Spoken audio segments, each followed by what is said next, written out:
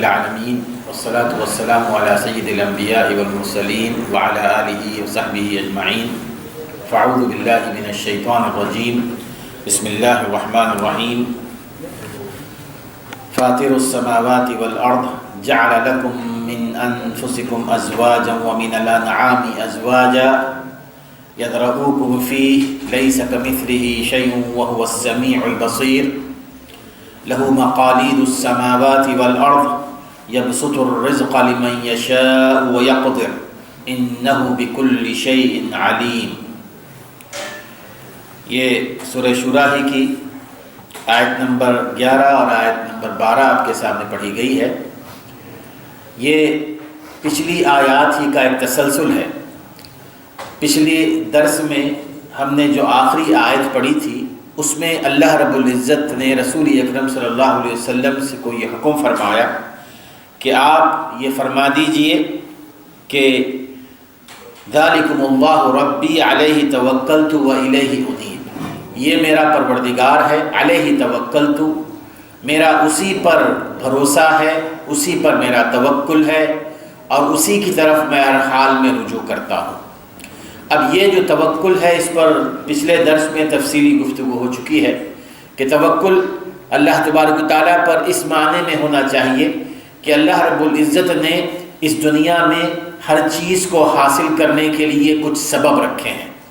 ہر چیز کے پیچھے ایک سبب ہوتا ہے اور اس سبب کے ذریعے اللہ تبارک و تعالیٰ ہمیں عطا فرماتے ہیں۔ اگر کوئی شخص اس معاملے میں افراط اور تفرید کا شکار ہو جائے کہ صرف وہ سبب ہی کو مسبب سمجھنے لگے، سبب ہی کو اصل سمجھنے لگے، تو وہ سمجھیے کہ شرک کے دائرے میں چلا جاتا ہے۔ اور اگر کوئی شخص سبب کو چھوڑ کر اللہ رب العزت پر اس معنی میں توکل کرے کہ وہ بیٹھا رہے گا اور اللہ تبارک و تعالیٰ اس کو اس کی مرضی کے مطابق جو وہ چاہے گا عطا فرمائے گا، یہ اللہ تعالیٰ کی حکمت کے خلاف ہے۔ اللہ تبارک و تعالیٰ نے اس کے لیے اسباب رکھے ہیں اور ان اسباب کو استعمال کرتے ہوئے اللہ تبارک و تعالیٰ پر توکل ہونا چاہیے۔ اب رسول اکرم صلی اللہ علیہ وسلم کی زبان پر یہ الفاظ اللہ تبارک و تعالیٰ نازل فرمائے کہ علیہ توکل، تو آپ فرما دیجئے کہ میں اسی پر میرا توکل ہے اور اسی کی طرف میں رجوع کرتا ہوں۔ وَإِلَيْهِ أُنِيبُ فاطر السماوات والارض، توکل میں اللہ رب العزت پر کیوں کرتا ہوں، میرا صرف اور صرف بھروسہ اللہ رب العزت پر کیوں ہے؟ اس کی پہلی وجہ قرآن مجید نے یہ بتائی کہ میرا بھروسہ، میرا توکل اللہ رب العزت پر ایک اس کی وجہ یہ ہے کہ فاطر السماوات والارض، وہ آسمانوں اور زمین کا پیدا کرنے والا، اس معنی میں کہ اس نے ان آسمانوں اور زمین کو ایک عرصے تک جو نہیں تھی، غیر موجود تھی، ان کو وجود میں لایا۔ کسی غیر موجود چیز کو وجود میں لانا یہ صرف اور صرف اللہ رب العزت کے ہاتھ میں، اور یہی چیز ہے کہ جس کی وجہ سے میرا اللہ رب العزت پر پورا کامل بھروسہ ہے۔ کیوں؟ اس لیے کہ ہو سکتا ہے کہ میرے سامنے کوئی اسباب نہ ہو، ایسے ظاہری طور پر کوئی ذریعہ نہ ہو، لیکن اللہ رب العزت جس نے آسمانوں اور زمین کو بغیر کسی وجود کے جو ایگزسٹ تھے ہی نہیں، ان کو وجود میں لایا، تو میرے اپنے جو کام ہیں جو ظاہری طور پر اسباب نہیں ہیں، اللہ تعالیٰ وہ اسباب بنائے گا۔ فاطر السماوات والارض جعل لکم من انفسکم ازواجا ومن الانعام ازواجا، اور دوسری وجہ یہ ہے کہ اللہ تبارک و تعالیٰ پر میرا بھروسہ اس وجہ سے بھی ہے کہ اللہ تبارک و تعالیٰ نے مجھے بھی پیدا کیا تو اللہ رب العزت نے، میری بیوی کو پیدا کیا اللہ رب العزت نے، میرے شوہر کو جو خواتین ہیں وہ ان کا ایمان ہے کہ اللہ تعالیٰ نے ان کے شوہروں کو پیدا کیا۔ ہر چیز کو اللہ تبارک و تعالیٰ ہی پیدا کرنے والا ہے۔ ومن الانعام ازواجا، انسان کے جوڑے بنائے، جانوروں کے بھی جوڑے بنائے۔ انسانوں کے جوڑے بنانا اور جانوروں کے جوڑے بنانا کیوں؟ وہ اس لیے کہ اللہ تبارک و تعالیٰ اس دنیا کو آباد کرنا چاہتا تھا۔ یذرؤکم فیہ، تمہیں پھیلانا چاہتا تھا اس دنیا میں ان جوڑوں کے ذریعے۔ میرے دوستو بہت ہی اونچی بات ہے، یہ ذہن میں رکھیے کہ اللہ تبارک و تعالیٰ نے اس دنیا کو آباد کرنے کے لیے انسان کے بھی جوڑے بنائے، ایک مرد اور ایک عورت، اسی طرح جانوروں کے جوڑے بنائے کہ ایک نر ایک مادہ، اور یہی وہ ذریعہ ہے کہ جس کے ذریعے اس دنیا کو آباد کیا جا سکتا ہے۔ اگر ہم یہ چاہتے ہیں کہ دنیا آباد رہے، وہاں پر ان جوڑوں کا یہ فطری انداز قائم رہنا چاہیے۔ جیسے مثال کے طور پر اب آپ دیکھیں، جو وائلڈ لائف والے ہیں وہ ہمیشہ اس کا خیال رکھتے ہیں کہ جو بہت ہی ایسے جانور جن کی نسل ختم ہوتی چلی جا رہی ہے، اس کے لیے کیا کرتے ہیں؟ جنگل میں ایک نر اور مادہ ہی کو چھوڑتے ہیں، نر اور مادہ کو چھوڑتے ہیں، میل اور فیمیل کو، تاکہ اس نسل کو دوبارہ آباد کیا جائے۔ اگر کوئی شیر کی نسل ختم ہو رہی ہے، وہاں 2 میل شیر کو چھوڑ کر وہاں نسل کو آباد نہیں کر سکتے ہو، کسی بھی شکل میں نسل وہاں تو برباد ہو جائے گی، ختم ہو جائے گی۔ انسان چاہے کتنا ہی وہ بدل جائے اس کا ذہن، لیکن نسلوں کی حفاظت ہوتی ہے، دنیا کی آبادی ہوتی ہے نر اور مادہ کے ذریعے، میل اور فیمیل کے ذریعے۔ اور اگر دنیا کو تباہ کرنا ہے، دنیا کو برباد کرنا ہے، انسانی نسل کو ختم کرنا ہے، تو وہاں پر میل اور میل ہو جائے گا۔ اللہ تبارک و تعالیٰ نے یہاں پر واضح طور پہ بیان فرمایا کہ جعل لکم من انفسکم ازواجا ومن الانعام ازواجا یذرؤکم فیہ، تمہارے جوڑے بنائے، جانوروں کے جوڑے بنائے، تاکہ اس دنیا کو آباد کریں، اس دنیا میں انسان کو آباد کریں، ان کو پھیلائیں۔ لیس کمثلہ شیء وہو السمیع البصیر۔ اور ایک اور وجہ جس کی وجہ سے میں اللہ پر پورا میرا توکل ہے، اللہ تعالیٰ پر میرا بھروسہ ہے، وہ یہ کہ اللہ رب العزت کی ذات، اس کے مشابہ کوئی نہیں ہے۔ لیس کمثلہ شیء، اس کے مثل کوئی نہیں ہے ساری کائنات میں۔ وہو السمیع البصیر، اور وہ سننے والا ہے اور دیکھنے والا ہے۔ اور دوسری وجہ، لہ مقالید السماوات والارض یبسط الرزق لمن یشاء ویقدر انہ بکل شیء علیم۔ آسمانوں اور زمین کے جو بھی خزانے ہیں، ان تمام خزانوں کی چابیاں کسی اور کے پاس نہیں ہیں سوائے اسی کے پاس، لہو، اسی کو بلونگ کرتی ہیں، لہو مقالید السماوات والارض۔ آسمانوں اور زمین کی ساری چابیاں، خزانوں کی چابیاں، ان کا مالک صرف اور صرف اللہ رب العزت ہے۔ یبسط الرزق لمن یشاء، وہ جس کو چاہتا ہے رزق فراوانی سے دیتا ہے، ویقدر، اور جس پر چاہتا ہے رزق کو تنگ کر دیتا ہے۔ انہ بکل شیء علیم، بے شک وہ ہر چیز کو جاننے والا ہے۔ ایک ان آیات کا جو مفہوم سمجھ میں آتا ہے وہ یہ کہ اللہ تعالیٰ پر توکل کس وجہ سے کیا جائے، تو اس میں یہ 4 اسباب بیان کیے گئے۔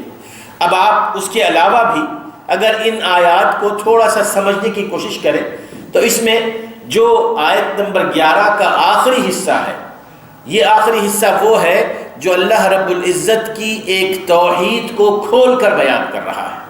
توحید کو ہم جانتے ہیں نا، توحید کا معنی یہ ہے کہ اللہ رب العزت کو یکا اور تنہا ماننا۔ کن کن چیزوں میں؟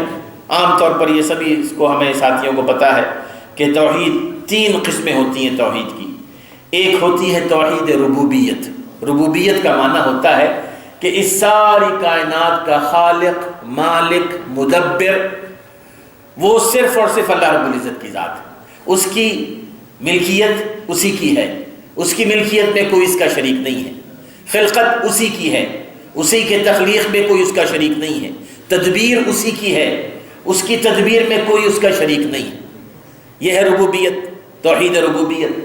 پھر اس کے بعد آتی ہے توحید الوہیت یا توحید عبادت۔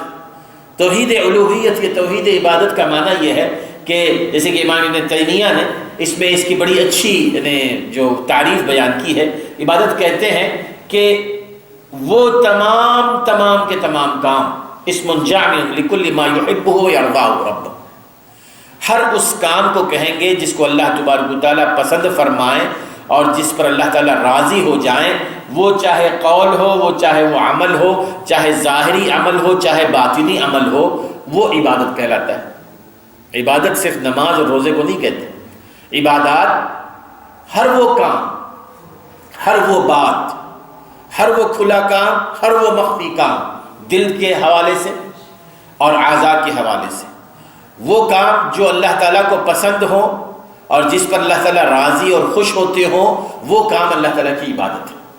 اب وہ تمام کام جو نیک سمجھے جاتے ہیں، وہ سارے کے سارے کاموں میں اللہ تبارک و تعالیٰ کو ایک اور تنہا ماننا، توحید، یعنی اللہ تبارک و تعالیٰ کی وحدانیت، ونس آف اللہ، اللہ تبارک و تعالیٰ کی وحدانیت کا اقرار کہ ان تمام کاموں میں صرف یہ سارے کے سارے کام اللہ تعالیٰ ہی کے لیے کرنے ہیں، اللہ کے علاوہ کسی اور کے لیے نہیں کرنے۔ تیسری جو قسم آتی ہے وہ ہے توحید اسماء و صفات۔ اسماء اور صفات، اسماء اسم کی جمع ہے اور صفات صفت کی جمع ہے۔ اسم کہتے ہیں اللہ کا نام کو، صفت کہتے ہیں ایٹریبیوشن، صفت یعنی اس کا وصف۔ اب یہ جو اسماء اور صفات ہیں، اللہ تبارک و تعالیٰ کے اپنے اسماء اور صفات بھی ہیں۔ ہر مخلوق کی اسم ہوتا ہے نا، ہر مخلوق کا، انسانوں کا نام بھی ہوتا ہے، اس کے اوصاف بھی ہوتے ہیں۔ کسی کا نام آپ نے زید رکھ دیا ہے، کسی کا نام عمر رکھا ہے، پھر جب آپ اس کا تعارف حاصل کرنے کی کوشش کریں گے تو آپ کو بتایا جائے گا کہ یہ ماشاءاللہ بڑے صابر آدمی ہیں، بڑے تحمل مزاج ہیں، بڑے نیک ہیں، بڑا تقویٰ ہے، یہ اوصاف ہے نا ان کے، بڑے دینے والے ہیں، یہ ان کے اوصاف ہیں۔ تو انسان کو اگر پہچاننا ہو تو عام طور پر نام کے علاوہ اس کے اوصاف سے پہچانا جاتا ہے، لیکن اللہ رب العزت کے جو اسماء اور صفات ہیں ان میں ہمیں بہت کچھ فرق کرنا پڑے گا انسان کے نام میں اور انسان کی صفت میں۔ اللہ تبارک و تعالیٰ کے نام اور اسماء، یعنی جب توحید اسماء اور صفات آ جائے تو میرے دوستو اس کا ہمیں خیال رکھنا چاہیے کہ توحید اسماء اور صفات میں یہ آیت بہت کلیدی آیت ہے، لیس کمثلہ شیء وہو السمیع البصیر، کہ اس کے مشابہ، اس کے مانند، اس کے مثل کوئی چیز نہیں ہے، وہو السمیع البصیر۔ اب اس میں جو پہلی چیز آتی ہے وہ یہ کہ ہم لیس کمثلہ شیء، ہم ہر چیز کی نفی کرتے ہیں اس معنی میں کہ اللہ رب العزت کے مشابہ دنیا میں کوئی، کائنات میں کوئی چیز نہیں۔ یہ نفی تام ہونی چاہیے، نفی کامل اللہ تبارک و تعالیٰ کی صفات میں۔ اگر کوئی اللہ تبارک و تعالیٰ کی کسی صفت کو کسی مخلوق کے ساتھ ملا دیتے ہیں تو کھلم کھلا وہ اس آیت کی تکذیب کر رہا ہے۔ اللہ تبارک و تعالیٰ فرما رہا ہے کہ لیس کمثلہ شیء، اس کے مشابہ کوئی چیز ساری کائنات میں نہیں ہے، اس کے صفات میں، اس کے ناموں میں۔ اب اگر اللہ تعالیٰ کی صفات میں ہم کسی مخلوق کو شامل کر دیں، چاہے وہ نبی ہو، چاہے وہ رسول ہو، چاہے وہ ولی ہو، چاہے وہ فرشتے ہو، اور یہ کہیں کہ اللہ تبارک و تعالیٰ بھی دیتا ہے، وہ بھی دیتے ہیں، اللہ تبارک و تعالیٰ بھی سنتا ہے، وہ بھی سنتے ہیں، اللہ تبارک و تعالیٰ بھی وہ ہماری مدد فرماتا ہے، وہ بھی مدد فرماتے ہیں، اور وہی طریقے سے جو اللہ تبارک و تعالیٰ مدد فرماتے ہیں اسی طریقے سے سنتے ہیں جس طرح اللہ تبارک و تعالیٰ سنتا ہے، تو پھر ہم نے اللہ تبارک و تعالیٰ کی اس آیت کی تکذیب کی، اس کو جھٹلا دیا۔ اور جو جھٹلا دے ظاہر ہے کہ اس کا اسلام کے بارے میں آپ سمجھ سکتے ہیں کہ کیا ہوگا۔ تو پہلی چیز تو یہ ہونی چاہیے کہ ایک ایمان کا ہمارا حصہ، یہ ضروری حصہ کہ ہم نے اس بات کی مکمل نفی کرنا ہے کہ اللہ کے مشابہ، اللہ کے مانند ساری کائنات میں، اس کے اسماء میں، اس کی صفات میں کوئی نہیں ہے۔ دوسرا یہ اسماء اور صفات میں یہ کہ اللہ تبارک و تعالیٰ نے قرآن مجید میں، رسول اکرم صلی اللہ علیہ وسلم نے احادیث میں اس کے جو نام بیان کیے ہیں، اور اللہ تبارک و تعالیٰ نے قرآن مجید میں اپنے جو نام بیان کیے ہیں، اپنی جو صفات بیان کی ہیں، ان پر منوعاً ایمان لایا جائے، اسی طرح ایمان لایا جائے۔ مثال کے طور پر قرآن مجید میں اللہ کے ہاتھ کا ذکر آتا ہے، اللہ تعالیٰ کے ہاتھ کا ذکر آتا ہے، تو ہم نے اب اس کے بارے میں کوئی اور ذہن میں خیال نہیں رکھنا چاہیے سوائے اس کے کہ اللہ تعالیٰ کا ہاتھ، یہ ذہن میں رکھیے۔ یہ اللہ تعالیٰ کے اسماء اور صفات کے معاملے میں تقریباً 3-4 مختلف قسم کے خیالات سامنے آتے ہیں، اور ان میں سے کچھ ہیں، ایک تو وہ لوگ ہیں جو اللہ تعالیٰ کی صفات کو معطل کر دیتے ہیں۔ معطل کا معنی یہ ہے کہ وہ اللہ تبارک و تعالیٰ کی صفات کا انکار کرتے ہیں، وہ یہ کہتے ہیں کہ اللہ تعالیٰ کا ہاتھ نہیں ہے، اللہ تعالیٰ کی آنکھ نہیں ہے۔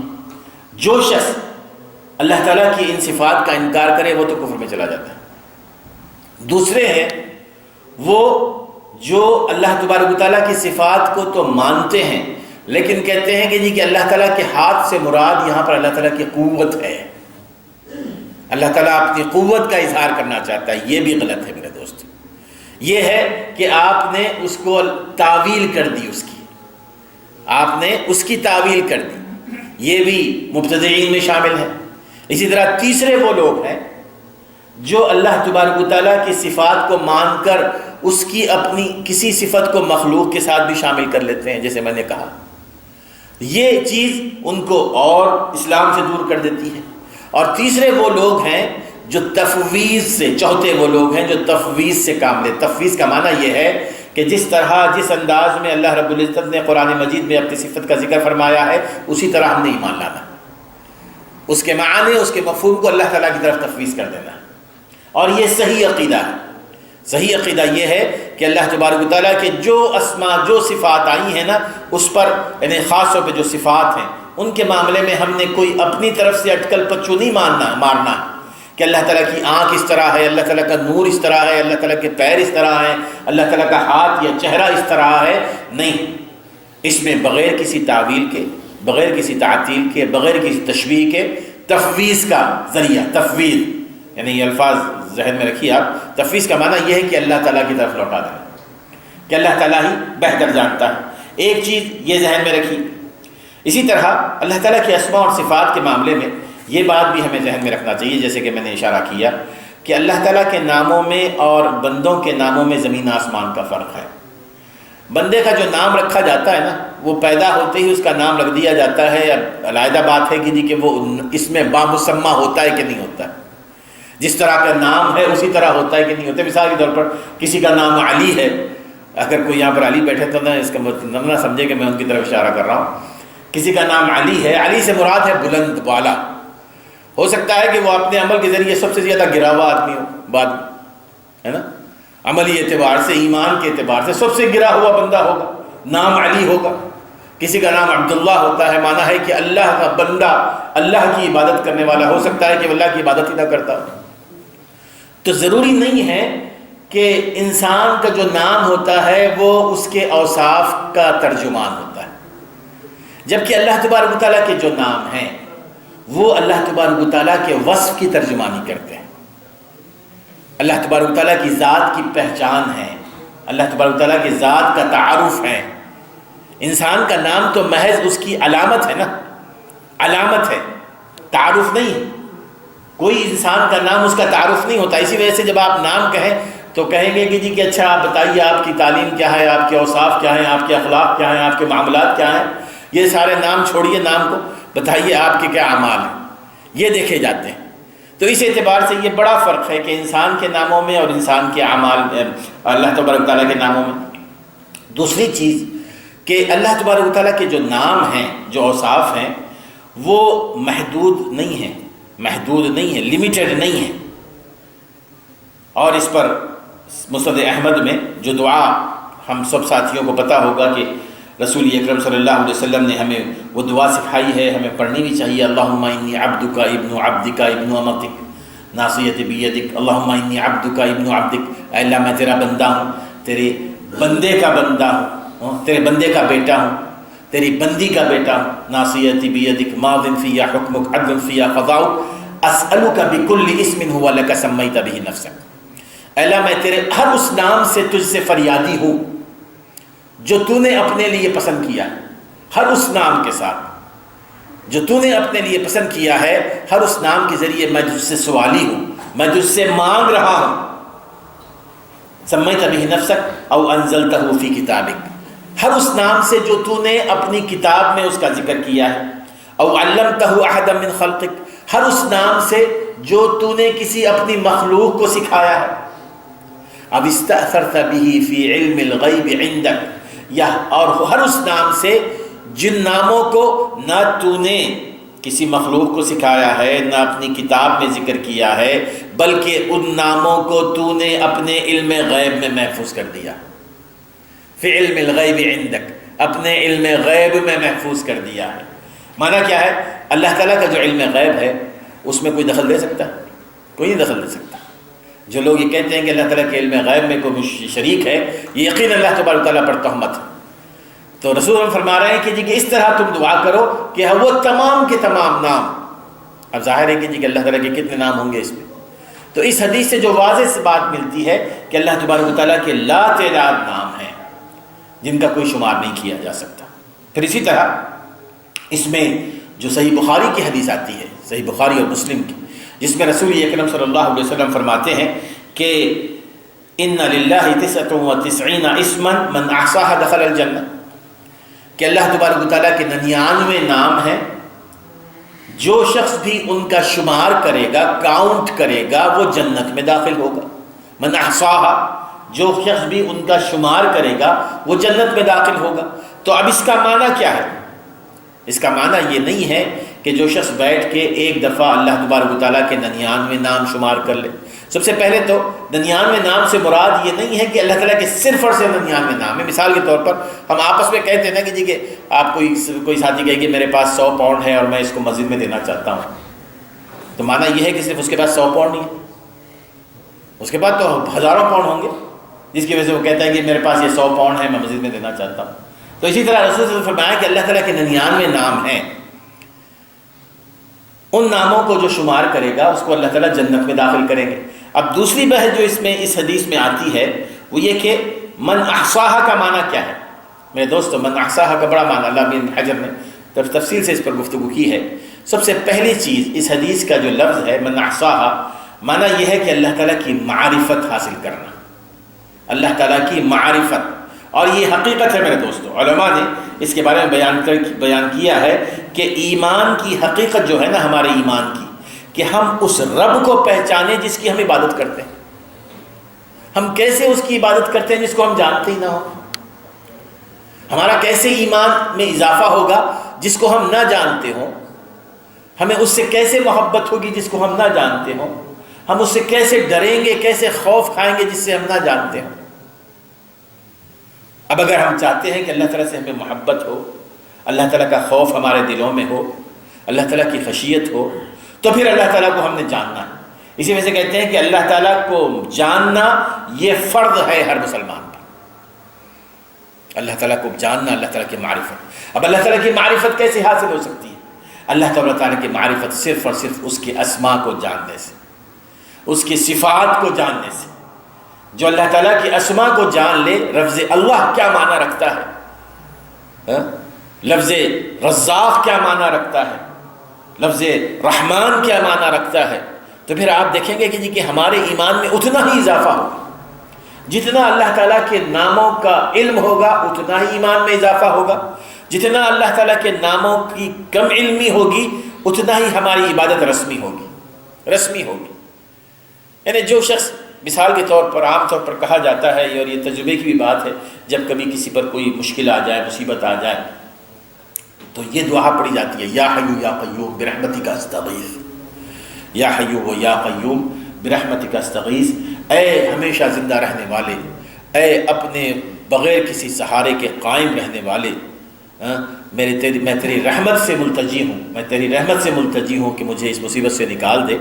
تو اب جو بندہ ایسے رٹتا رہے، لیکن اگر جس بندے کو معلوم ہو کہ حی سے مراد کیا ہے، یہاں پر قیوم سے مراد کیا ہے، کہ اللہ تعالیٰ کی طاقت کتنی بے قرار ہے، اور اس کی رحمت سے مراد کیا ہے، تو پھر اس کے ان الفاظ میں جو تاثیر ہوگی نا، وہ اس کے لیے کافی ہو جائے گی۔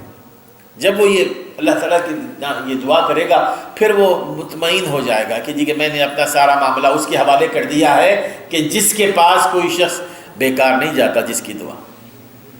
تو جتنا اللہ تبارک و تعالیٰ کی معرفت حاصل ہوگی اتنا ہی ہمارے ایمان میں اضافہ ہوگا۔ تو اس اعتبار سے ان چیزوں کو ذہن میں رکھیے کہ اگر ہم یہ چاہتے ہیں کہ اللہ رب العزت کے ساتھ ہماری محبت میں اضافہ ہو، اللہ تعالیٰ کے ناموں کی معرفت ہو، اور اسی طرح ایک اور چیز بھی دیکھیے، ہمیشہ جو ہوتا ہے ہمارے ہاں جو شرک کی وبا پہلے بھی تھی، آج بھی ہے، علماء بیان کرتے ہیں کہ اس کی ایک اہم وجہ یہ ہے کہ اللہ تعالیٰ کی معرفت نہیں۔ اللہ تعالیٰ کی معرفت نہ ہونے سے، اللہ تعالیٰ کی اسماء کو نہ جاننا، اللہ تعالیٰ کی صفات کو نہ جاننے سے آدمی دوسری کی طرف چلا جاتا ہے۔ جس کو یہ معلوم ہو کہ مددگار اگر کوئی ہے، ولی کوئی ہے، تو اللہ تبارک و تعالیٰ ہے، اور اس کی جو مدد آتی ہے وہ کس شکل میں ہوتی ہے، کیا ہوتی ہے، رزاق وہی ہے، تو پھر وہ کسی اور کے طرف رزق کے لیے کیوں چہرہ کرے؟ جو لوگ اللہ تعالیٰ کی معرفت نہیں جن کو حاصل ہونا، وہی لوگ اللہ تعالیٰ کو چھوڑ کر کسی اور کی طرف توجہ کرتے ہیں۔ جتنی اللہ تبارک و تعالیٰ کی معرفت حاصل ہوگی میرے دوستو، اللہ تبارک و تعالیٰ اتنا ہی ان کو اپنے سے قریب کرتا ہے، بہرحال یہاں پر اس آیت میں یہی بات بتائی گئی ہے کہ اللہ تعالیٰ کے اسماء اور اللہ تعالیٰ کی صفات میں اللہ تعالیٰ کو اکا اور تنہا ماننا یہ ہمارے ایمان کا حصہ ہے۔ آگے اللہ تعالیٰ فرماتے ہیں کہ لہو مقالید السماوات والارض یبسط الرزق لمن یشاء ویقدر انہ بکل شیء علیم۔ آسمانوں اور زمین کے تمام خزانوں کی چابیاں اسی کے پاس ہیں۔ یبسط الرزق لمن یشاء ویقدر، وہ جس کو چاہتا ہے رزق بے پناہ دیتا ہے اور جس پر چاہتا ہے رزق کو تنگ کر دیتا ہے، کیونکہ وہ جانتا ہے، وہ علیم ہے۔ اب اس سے جو بات معلوم ہوتی ہے وہ یہ کہ اللہ تبارک و تعالیٰ کسی کو رزق بے پناہ دیتا ہے اور کسی کو اللہ تعالیٰ رزق سے محروم کر دیتا ہے، اور یہ آپ نے دیکھا ہوگا کہ دنیا میں یہ عام معمول بات ہے۔ یہ نہیں ہوتا ہے کہ اللہ تبارک و تعالیٰ نے کسی کو ساری انسانیت کو رزق فراوانی سے دے دیا، سارے انسانوں کو۔ یہ بھی نہیں ہوتا کہ سارے انسانوں کو رزق سے محروم کر دیا۔ اللہ تعالیٰ یہ کرتے ہیں کہ کسی کو زیادہ دیتے ہیں، کسی کو کم دیتے ہیں۔ اب یہ زیادہ اور کم دینے کا جو معاملہ ہے نا، وہ یہی چیز ہے جس سے یہاں دنیا میں زندگی اپنے رفتار سے گزر رہی ہے۔ ہر شخص ایک دوسرے کا محتاج ہے، ایک دوسرے کا محتاج ہے۔ ذہن میں رکھیے کہ اگر اللہ تبارک و تعالیٰ سارے لوگوں کو مالدار کر دیتا نا، کوئی کسی کا محتاج نہیں ہوتا، اور جب کوئی کسی کا محتاج نہیں ہوتا، کسی کو کسی کی ضرورت نہیں ہوتی، تو سارے خود غرض ہو جاتے، سارے خود غرض ہو جاتے۔ اگر ایک شخص کسی کے پاس مال ہے، ظاہر ہے کہ اس کو کام کرنے والا کوئی آدمی تو چاہیے نا، کام کرنے والا، وہ کام کرنے والے آدمی کا محتاج ہے، اپنا گھر بنانا چاہتا ہے، اپنی گاڑی ٹھیک کرنا چاہتا ہے یا کچھ کرنا چاہتا ہے، کام کرنے والا چاہیے جو اس کو پیسے، وہ پیسے دے دے گا اس کو۔ اسی طرح جس کے پاس ہنر ہے، اس کو مال چاہیے تو وہ اپنا ہنر دیکھے گا، دے گا اور پھر مال کا حاصل کرے گا۔ اس طرح اللہ رب العزت نے انسانوں کو ایک دوسرے کا ضرورت مند بنا کے ایک دوسرے کے ساتھ جینے کا سلیقہ سکھایا۔ یہ اللہ تبارک و تعالیٰ کی حکمت ہے۔ یبسط الرزق لمن یشاء ویقدر۔ اب اللہ تعالیٰ جس کو چاہے مالدار کر دے، جس کو چاہے اہل حرفت، اہل ہنر بنا دے۔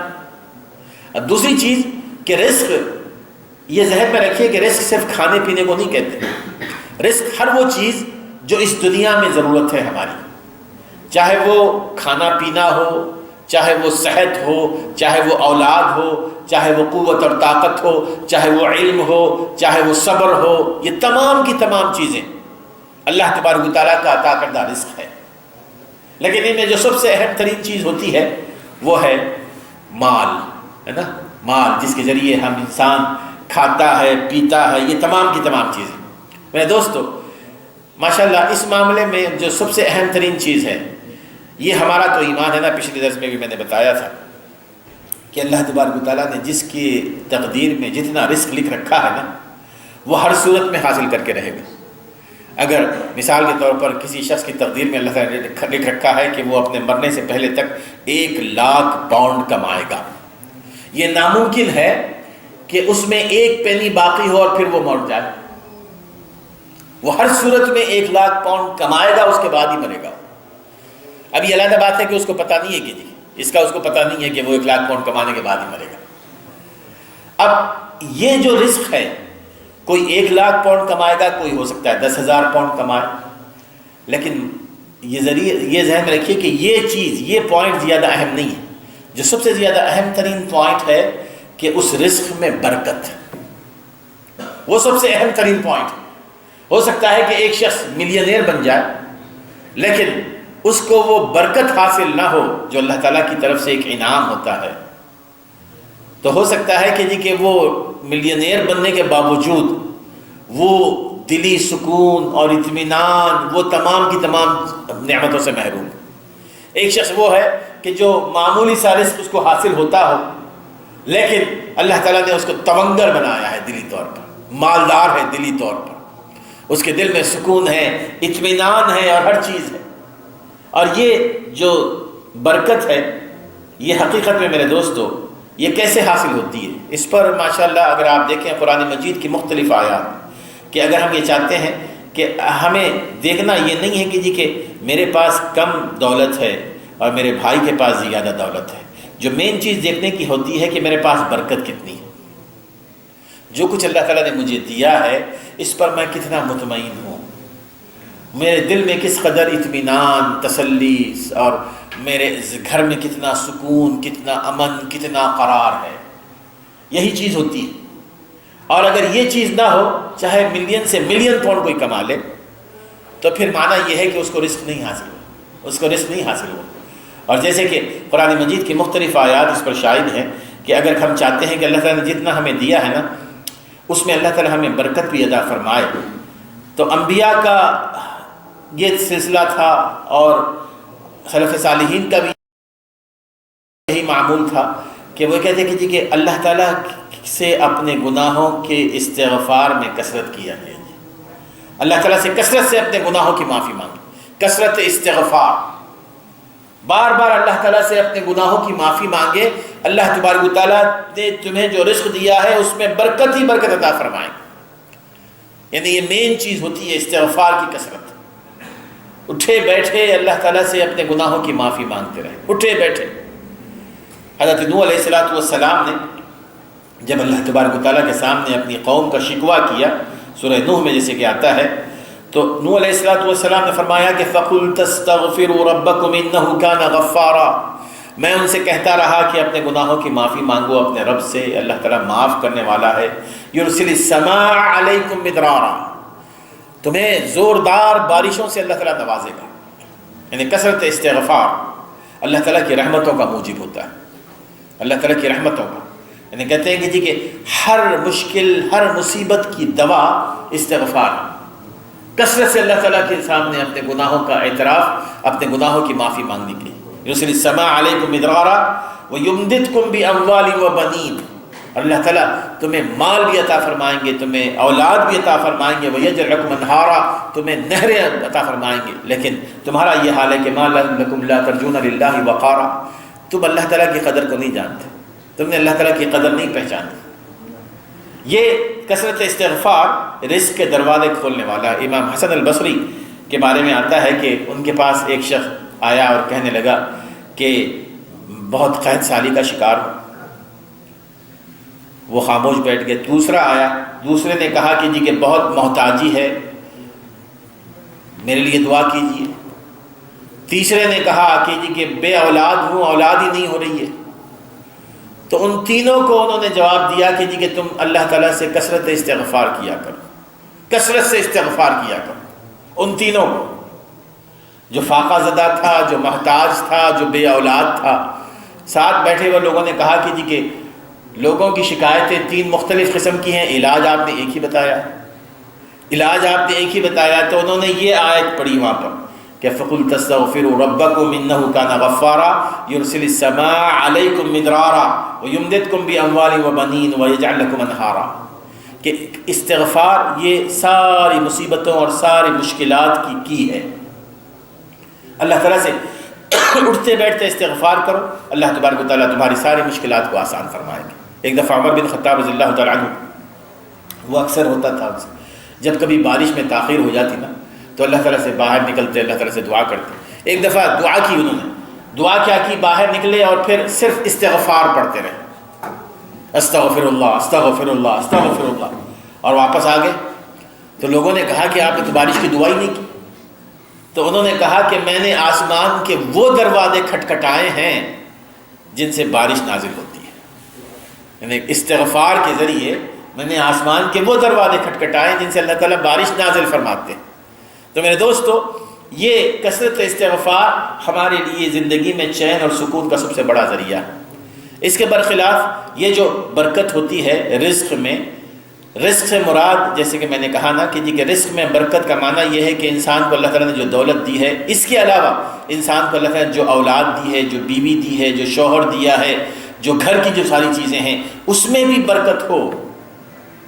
اس کے لیے رسول اکرم صلی اللہ علیہ وسلم نے بڑی اچھی، جو اس سے پہلے بھی میں نے حدیث کوٹ کی تھی، رسول اکرم صلی اللہ علیہ وسلم جیسے کہ فرماتے ہیں کہ لا تجعلوا بیوتکم مقابر، لا تجعلوا بیوتکم مقابر